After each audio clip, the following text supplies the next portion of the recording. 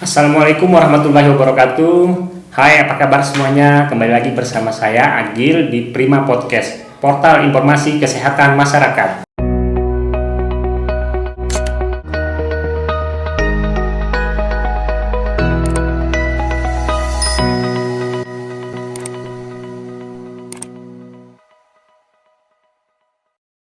Ya, untuk yang belum tahu apa itu Prima Podcast, di Prima Podcast ini kita akan membahas terkait kesehatan secara keseluruhan, bahas tuntas, baik itu dari promotif, preventif, dan kuratif. Dan pada hari ini kita kedatangan narasumber, yaitu Kepala Puskesmas Rarang langsung, yang akan banyak berbincang, mungkin nanti terkait kebijakan, apa itu arah kebijakan baik itu di tingkat Kemenkes, kabupaten ataupun di puskesmas langsung. Langsung saja kita sapa beliau, Pak Ilmi. Halo, assalamualaikum warahmatullahi wabarakatuh. Waalaikumsalam warahmatullahi wabarakatuh. Mungkin sapaannya Pak Ilmi atau Mami Ilmi biasanya nih ya. Gimana enjoy-nya? Oh, siap nih. Ya, beliau ini Kepala Puskesmas di Rarang semenjak tahun 2018. Kalau gitu mungkin bisa langsung pengenalan dulu Mi terkait dengan historinya sehingga menjabat sebagai Kepala Puskesmas di Puskesmas Rarang. Silakan Mi. Baik, assalamualaikum warahmatullahi wabarakatuh. Waalaikumsalam warahmatullahi wabarakatuh. Alhamdulillahirrahmanirrahim. Wassalatu wassalamu ala asrofil anbiya'i wal mursalin Sayyidina Muhammadin wa ala alihi wa sahbihi ajma'in. Amma ba'du. Puji syukur kita panjatkan kehadirat Allah Subhanahu wa taala atas nikmat yang sudah diberikan kepada kita semua, terutama nikmat sehat. Nikmat sehat ini nikmat yang sangat-sangat besar tapi terkadang terlupakan, terabaikan. Dan ya semoga saja kita semua tidak termasuk dalam hamba Allah yang kufur nikmat. Amin. Karena ketika kita tidak mensyukuri nikmat, maka kita akan tergolong ke dalam hamba yang kufur nikmat. Salawat serta salam senantiasa tercurah kepada Nabi kita, Nabi besar Muhammad SAW, yang telah membimbing kita sehingga kita bisa membedakan mana yang hak dan mana yang batil. Dan semoga kelak di yaumil akhir kita semua bisa mendapatkan syafaat dari beliau. Amin ya rabbal alamin.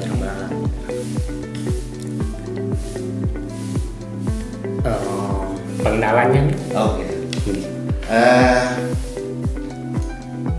Saya di Puskesmas Rarang ini hampir 5 tahun. Nih.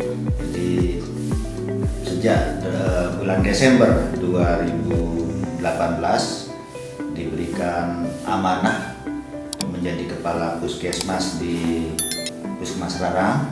Sehingga kalau kita tarik sampai sekarang ya hampir 4 tahun ya. Nah, kalau Puskesmas Rarang ini kan hampir 5 tahun. Saya di sini orang kedua, yang sebelumnya Pak Haji Marzuki dan saya menggantikan beliau.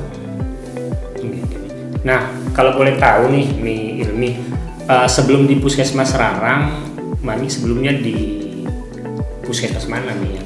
Atau menjabat kepala Puskesmas juga atau bagaimana nih? Oh ya, saya sebelumnya seorang fungsional perawat di Puskesmas Aimel. Baik. Kalau dari masa kerja ya sudah lama sih, sudah lebih dari 20 tahun ya, malang melintang dari ujung timur ke ujung barat ya, kan Rarang ini ujung barat sudah perbatasan dengan Lombok Tengah. Iya betul nih, perbatasan. Berarti itu saya masih SD mungkin ya Mami. Mungkin Mami sudah berkecimpung di dunia kesehatan ini, luar biasa nih. Mungkin perkenalan dari Kepala Puskesmas kami. Kalau terkait dengan usia beliau, terus apakah sudah menikah, itu kayaknya nggak perlu ya Mi. Gini. Nah, Mami, mungkin masyarakat masih penasaran nih, masih pengen tahu nih sebenarnya bagaimana sih nih arah kebijakan kesehatan di Puskesmas Rarang itu sendiri nih? Nah, terkait dengan ini Mas Adil, tentunya kita akan mengacu kepada arah kebijakan dari Kementerian Kesehatan Baik. dan juga visi Puskesmas Rarang. Di mana Kementerian Kesehatan itu sudah menggariskan arah kebijakannya, diantaranya peningkatan kesehatan ibu dan anak, dan ini menjadi prioritas kita untuk di Puskesmas Rarang karena indeks pembangunan manusia itu salah satunya dilihat dari seperti apa derajat kesehatannya, dan derajat kesehatan dilihat lagi, diturunkan lagi kematian ibunya seperti apa, kematian bayi seperti apa. Dan alhamdulillah untuk kita di wilayah kerja Puskesmas Rarang ini, untuk angka kematian ibu selama 2 tahun berturut-turut ini 0. Wah, luar biasa. Artinya tidak ada kematian ibu? Tidak ada kematian Alhamdulillah. selama 2 tahun berturut-turut. Kemudian kalau untuk angka kematian bayi, Iya, Mi. ini yang masih menjadi PR kita. Pada tahun 2022 ini ada 5 kematian, kemudian pada tahun 2021 itu ada 8. Jadi memang sudah terjadi penurunan. Harapan kita di tahun 2023 ini 0 kematian. Jadi target kita bersama nih ya. Target kita bersama. Baik. Nah, kebetulan sekali, Mami, terkait dengan kesehatan ibu dan anak. Jadi di episode sebelumnya kita telah membahas sedikit terkait kesehatan ibu dan anak itu nih bersama Ibu Turki di episode selanjutnya. Baik nih, terkait tadi kan udah kesehatan ibu dan anak nih. Bagaimana dengan percepatan perbaikan gizi di masyarakat nih? Ya. Mungkin bisa digambarkan sedikit nih. Terkait dengan percepatan perbaikan gizi, karena ini memang sudah menjadi arah dari kebijakan pemerintah pusat, maka kita di level bawah pusat tentunya akan mengikuti ini. Baik. Jadi kita sudah melakukan banyak hal ya terkait dengan ini. Kita melakukan koordinasi dengan lintas sektoral ya, dengan semua sektor. Kemudian kita mengupayakan bagaimana kelengkapan sarana prasarana kita, ketenagaan kita, kemudian berupaya mengoptimalkan partisipasi masyarakat, karena permasalahan gizi ini, terutama stunting, ini tidak bisa diselesaikan oleh satu pihak, oleh pihak puskesmas saja. Ini dilaksanakan secara konvergensi, jadi harus melibatkan semua pihak, ya pemerintahnya, ya LSM-nya, ya masyarakat sendiri. Betul nih. Karena permasalahan gizi adalah permasalahan yang sangat-sangat kompleks. Seperti itu Mas Agil. Baik. Dan berbicara tentang stunting, ini merupakan masalah prioritas nih ya, nasional nih ya. Karena selalu Kemenkes itu menggaungkan untuk perbaikan stunting ini. Baik nih. Tadi kaitannya dengan kualitas dan kuantitas sumber daya kita nih. Artinya di Puskesmas Rarang ini sendiri itu sudah dari segi kuantitas nih, apakah sudah terhitung cukup atau bagaimana nih? Alhamdulillah secara ketenagaan kita di sini sudah punya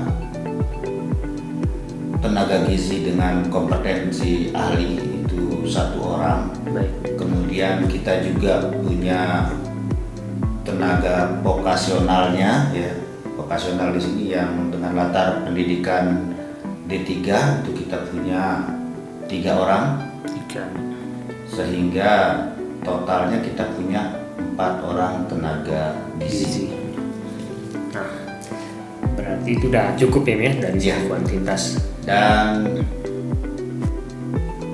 kapasitas kader juga terus kita upayakan untuk kita tingkatkan melalui pelatihan-pelatihan, pendampingan-pendampingan, karena seperti saya katakan tadi, permasalahan gizi ini tidak bisa diselesaikan oleh orang per orang, tetapi harus melibatkan partisipasi semua komponen masyarakat. Termasuk kader tadi. Termasuk kadernya sebagai ujung tombak di bawah yang banyak bersentuhan langsung dengan masyarakat. Bahkan kita sudah bekali teman-teman kader ini bagaimana melakukan pengukuran tinggi badan, bagaimana melakukan penimbangan berat badan, kemudian bahkan sampai melakukan penyuluhan juga. Baik. Sehingga semua bicara tentang perbaikan gizi. Luar biasa. Berarti kader ini sudah dibekali, bukan kita lepas begitu saja. Tidak, kita rangkul semuanya. Siap. Nah, itu terkait gizi. Yang saya masih penasaran nih, mungkin masyarakat juga penasaran. Pengendalian penyakit ya ini. Ini kan banyak mungkin masyarakat masih belum tahu terkait dengan peningkatan pengendalian penyakit di Puskesmas Rarang itu sendiri. Silakan. Terkait pengendalian penyakit, ya, sekarang Puskesmas dikembalikan ke hitahnya, Mas Agil. Siap. Dalam artian lebih mengedepankan upaya-upaya preventif dan promotif dengan tidak mengabaikan upaya kuratif. Preventif dalam artian di sini pencegahan. Dalam upaya pencegahan ini sedapat mungkin kita memaksimalkan partisipasi masyarakat yang sebesar-besarnya, karena tidak mungkin juga pencegahan penyakit ini hanya dilakukan oleh tenaga kesehatan saja. Ini harus melibatkan partisipasi semua masyarakat. Sebagai contoh nih Mas Agil nih, Ya, gimana? untuk di wilayah Puskesmas Rarang, kita ini kan zona merah untuk penyakit demam berdarah. Terkait dengan banyaknya tempat-tempat kontainer-kontainer yang menampung air hujan sebagai tempat perindukan nyamuk Aedes aegypti. Iya, jadi masyarakat kita di sini banyak yang, mohon maaf, pencaharian ini mengumpulkan barang-barang bekas. Bahkan bisa dibilang wilayah kerja kita ini menjadi pusatnya pengepul barang-barang bekas. Betul. Yang ini kalau tidak ditangani dengan baik bisa menjadi tempat perkembangbiakan nyamuk. Sehingga mereka ini kita libatkan, kita berikan edukasi ya, sehingga penularan nyamuk, perindukan nyamuk yang di tempat-tempat plastik apa ini bisa diamankan. Di wadah-wadah ya, di wadah-wadah ini bisa diamankan. Kemudian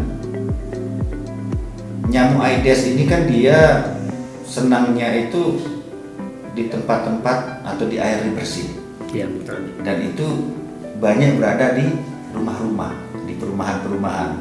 Kan tidak mungkin orang puskesmas membersihkan satu-satu rumah nih. Iya. Sehingga ini harus melibatkan masyarakat untuk mau peduli, mau membersihkan rumahnya sendiri, melaksanakan 3M+, ini bisa dilaksanakan secara mandiri. Baik. Karena penyakit ini menular karena adanya vektornya nyamuk. Jadi ketika nanti tempat perindukannya ini dihilangkan, dibasmi, vektornya nggak ada. otomatis karena telurnya tidak ada, kan tidak ada yang akan jadi nyamuk lagi. Betul. Hanya saja ini masih perlu upaya maksimal kita karena belum semua masyarakat memahami ini, sehingga pada saat-saat musim penghujan seperti ini, teman-teman dari programmer DBD, teman surveillance, teman HS berkeliaran turun langsung ke masyarakat untuk melakukan edukasi sehingga masyarakat bisa memahami ini, sehingga angka-angka penyakit-penyakit menular yang ditularkan oleh vektor seperti DBD ini bisa kita tekan. Seperti itu Mas Agil. Baik. Nah, terkait dengan strategi edukasi tadi nih, apakah itu sudah berjalan maksimal nih terhadap masyarakat, atau apakah ada strategi-strategi lain nih selain edukasi tadi nih? Alhamdulillah sih sudah terlihat perubahan dari segi perilaku masyarakat. Namun demikian kita tidak henti-hentinya untuk terus berupaya melakukan inovasi-inovasi bagaimana supaya informasi-informasi kesehatan ini bisa nyampe kepada masyarakat, bisa diserap oleh masyarakat, dan salah satunya lewat media broadcast ini. Betul. Artinya tidak dengan satu media nih ya edukasi ini ya. Betul Mas Agil, bahkan kita masuk ke sekolah-sekolah karena harapan kita adalah terjadinya perubahan perilaku. Karena perlu diingat loh Mas Agil, salah satu faktor yang menentukan derajat kesehatan masyarakat adalah salah satunya perilaku. Bahkan paling dominan ini ditentukan oleh perilaku. Sehingga ketika perilaku masyarakat ini bisa kita ubah, insya Allah derajat kesehatan masyarakat ini akan menjadi lebih baik lagi. Sekarang bagaimana kita mengedukasi masyarakat supaya perilaku hidup sehat ini menjadi gaya hidup. Ketika ini sudah bisa menjadi gaya hidup, insya Allah derajat kesehatan masyarakatnya akan bisa menjadi lebih baik. Meningkat. Berarti terkait perilaku tadi, kan ada tuh gerakan masyarakat. Mungkin ada kaitannya itu nih terkait perilaku sama akhirnya nanti kan kita akan mendapatkan gerakan masyarakat nih kan. Yang saya tahu ada gerakan masyarakat sehat nih. Mungkin sedikit nih dijelaskan. Betul. Sedikit nih. Betul Mas Agil. Jadi gerakan merubah perilaku ini juga menjadi konsennya pemerintah pusat, sehingga ada program Germas. Betul. Terkait dengan ini kita melakukan koordinasi dengan semua lini, bahkan untuk di wilayah kerja Puskesmas Rarang kita sudah membentuk forumnya, karena sebenarnya gerakan-gerakan ini sudah dimulai oleh masyarakat, hanya saja belum terkoordinir dengan baik. Belum ada forumnya. Ya, belum ada forumnya, sehingga kita sudah koordinasi dengan kecamatan, kemudian dengan OPD lain, dengan pemerintah desa, bahkan dengan kita menggandeng pengusaha, pihak swasta untuk nantinya bersama-sama kita berkontribusi dalam melakukan gerakan merubah perilaku masyarakat ini. Kita sudah punya forumnya loh, kita sudah bentuk. Baik. Berarti karena namanya gerakan masyarakat, semuanya harus baik itu dari lini kesehatannya, lintas sektor, dan juga swasta. Siap. Menarik nih perbincangan kita pada pagi hari ini. Itu semua apakah sudah terangkum nih? Karena kan kita di sini ada visi juga nih. Selain tadi terkait dengan kebijakan dari Kemenkes, apakah visi kita sudah mengarah ke sana nih, Puskesmas Rarang? Jadi begini Mas Agil ya,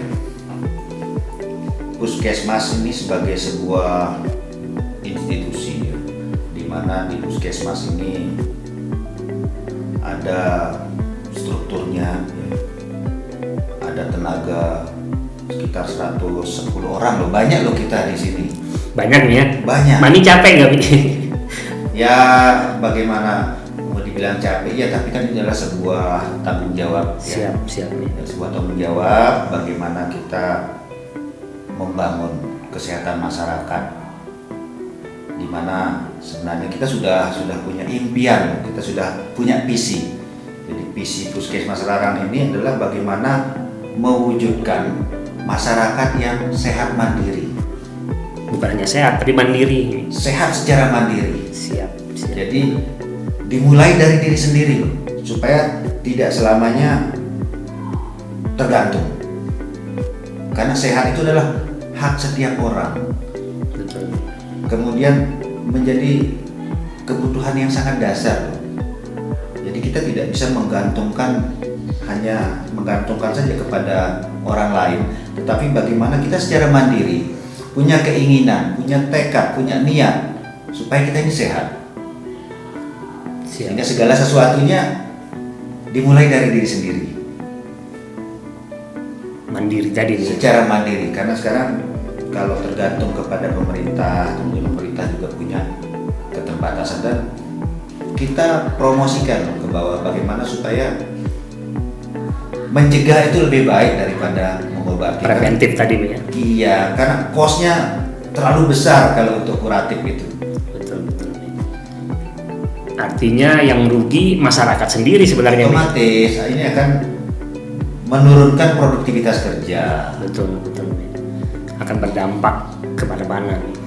Jadi nanti kalau preventif promotif ini berhasil, kemudian perilaku hidup bersih ini sudah menjadi gaya hidup, sudah menjadi sebuah gerakan di masyarakat, tentunya angka-angka penyakit ini akan bisa ditekan, sehingga kos keluarga untuk biaya kesehatan ini akan menjadi lebih rendah.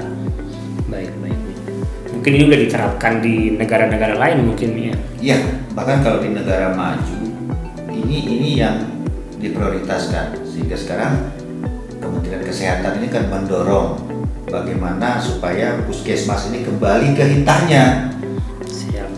Karena di puskesmas loh Mas Agil, itu kan kita ada beberapa upaya loh, ada upaya UKM, ada UKP. Nah, yang UKP ini layanan dalam gedung, ini bagaimana menangani masyarakat yang sudah sakit.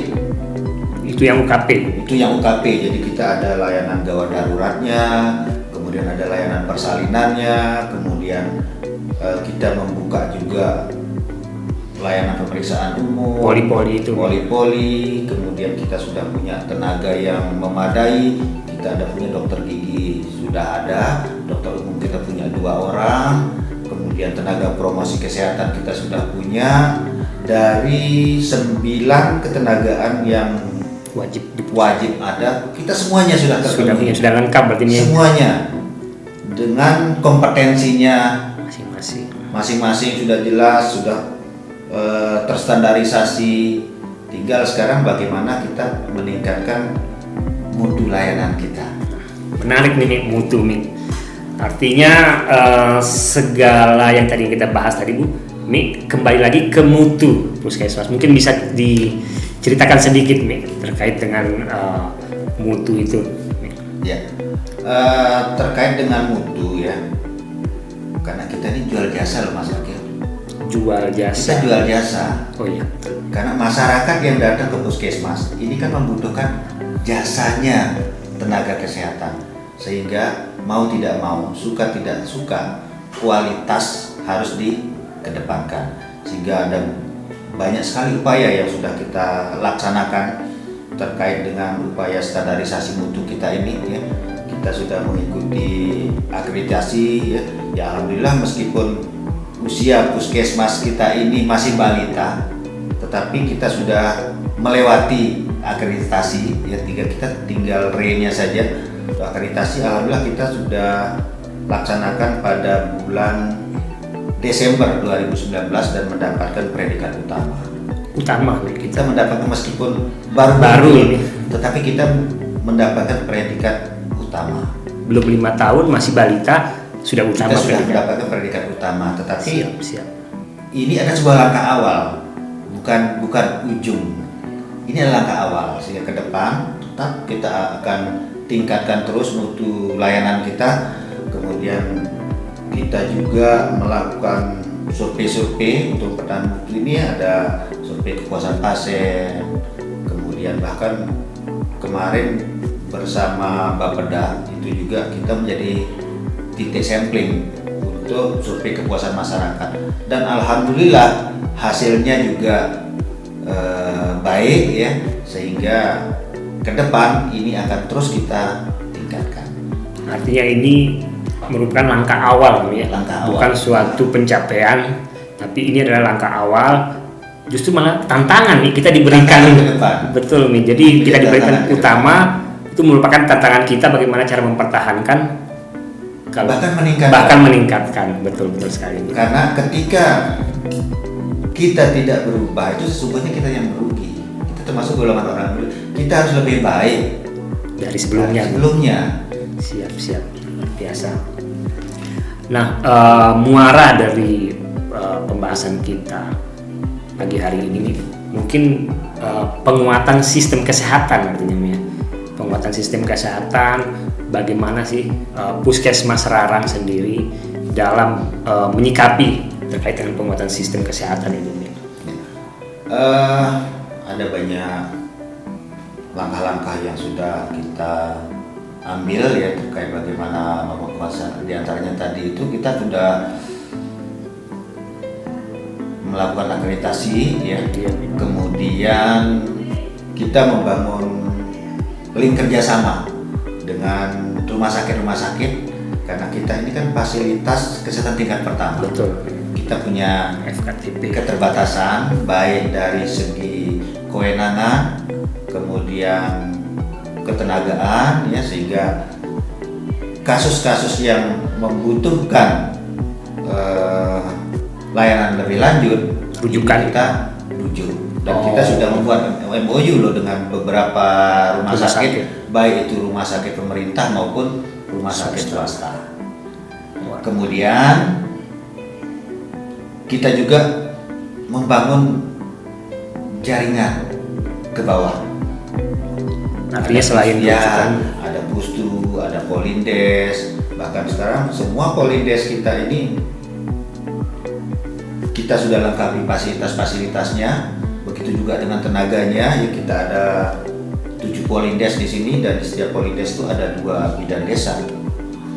Sehingga kita harapkan masyarakat bisa mendapatkan akses layanan ini sampai ke bawah, sampai ke desa-desa seperti itu. Artinya sudah tidak ada masalah ya Mi ya. Tidak ada masalah seharusnya. Baik Mi, menarik perbincangan kita pada pagi hari ini Mi. Itu udah. Baik, saya rasa demikian perbincangan kita pada pagi hari ini, dan semoga apa yang disampaikan oleh Mi Ilmi tadi bisa tersampaikan ke masyarakat nih, karena itu harapan kita nih, informasi-informasi seperti ini yang memang sangat dibutuhkan oleh masyarakat bisa diakses langsung oleh media, di media-media seperti YouTube ini, seperti itu. Saya ucapkan terima kasih. Mungkin mau ada yang disampaikan yang terakhir nih mungkin. Baik, sebagai closing statement. Betul, kata-kata penutup nih. Ya. Jadi bagaimanapun sudah kita maksimalkan segala sesuatu yang dibutuhkan untuk peningkatan kualitas layanan kepada masyarakat, tetapi seperti saya sampaikan tadi, pembangunan kesehatan ini tidak bisa dilaksanakan oleh puskesmas saja. Jadi kita tetap membutuhkan dukungan semua pihak ya, dari semua lintas sektor, kemudian dari masyarakat yang ada di wilayah Puskesmas Rarang, sehingga bagaimana ke depannya masyarakat mengoptimalkan pemanfaatan puskesmas ini untuk meningkatkan derajat kesehatannya. Puskesmas ini dibangun di sini untuk mendekatkan aksesnya kepada masyarakat, sehingga silakan masyarakat yang ada di wilayah kerja Puskesmas Rarang ini pada khususnya maksimalkan pemanfaatan puskesmas ini sehingga derajat kesehatan yang optimal ini bisa kita capai. Yang mandiri tadi Mi ya? Yang mandiri. Siap. Baik, terima kasih sekali lagi Mi untuk kesempatannya hadir di podcast kita pada pagi hari ini. Kepada masyarakat semua, selain di media YouTube ini, kami juga ada media Instagram dan Facebook di PKM_Rarang. Silakan dikunjungi website kami. Akhir kata, wabillahi taufiq wal hidayah. Wassalamualaikum warahmatullahi wabarakatuh. Bye. Terima kasih nih. Sama-sama.